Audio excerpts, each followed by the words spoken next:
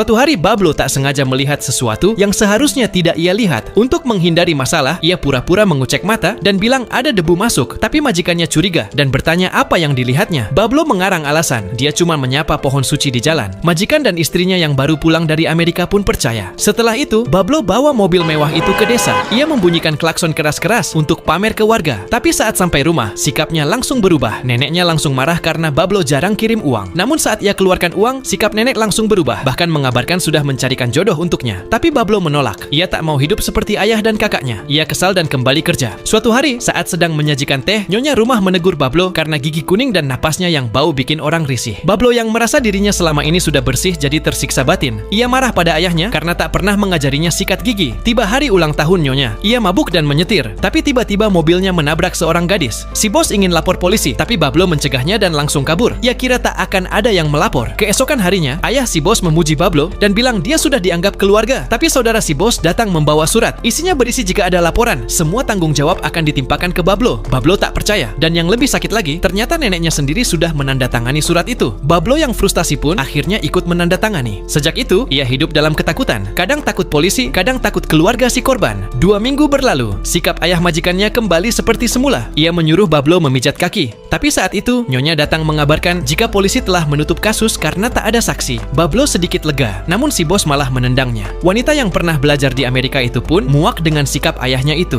Dia memilih pergi meninggalkan rumah. Sebelum pergi, ia memberikan surat berisi uang $1.000 untuk Bablo. Bablo mengira itu harga dari semua yang ia lakukan, namun si bos murka dan memukuli Bablo. Saat itulah Bablo sadar, majikannya yang terlihat terpelajar ternyata kejam. Ia paham, sebaik apapun orang miskin, tetap diperlakukan rendah. Sejak itu, Bablo mulai memanfaatkan keadaan. Kadang ia naikkan tagihan bengkel, kadang jual oli diam-diam, kadang pakai mobil untuk bawa penumpang malam hari. Ia merasa berhak hidup untuk dirinya sendiri. Lalu ia mendengar kabar jika bos besar ingin memecatnya. Ia mencari cara bertindak duluan. Ia tahu Senin malam nanti bos akan menyerahkan 4 lakh rupiah ke menteri. Saat itu keponakannya datang dari desa, membawa surat dari neneknya. Isinya desakan untuk menikah. Bablo makin yakin ia harus lepas dari semuanya. Bablo mengajak keponakannya ke kebun binatang. Saat lihat harimau putih, ia sadar dirinya juga bisa jadi besar. Malam itu, ia pecahkan botol dan menyimpan pecahannya, lalu pergi mengantar si bos. Saat si bos turun dari mobil, Bablo langsung menikamnya, lalu kabur dengan uang 4 lakh rupiah. Ia dan keponakannya pergi ke Bangalore dan bersembunyi selama 1 bulan. Setelah itu, ia mulai bisnis taksi bernama Way Tiger Cab Service dan menyuap polisi. Kini Bablo bukan lagi sopir, tapi tuan atas hidupnya sendiri.